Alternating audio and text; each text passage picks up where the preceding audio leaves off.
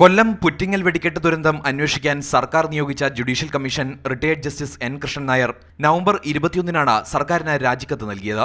എന്നാൽ രാജി സ്വീകരിക്കേണ്ടെന്ന നിലപാടിലാണ് സർക്കാർ. മെയ് 2-ന് ചുമതലയേറ്റ കമ്മീഷന് ഫണ്ടോ ഓഫീസോ ജീവനക്കാരെയോ അനുവദിച്ചിരുന്നില്ല.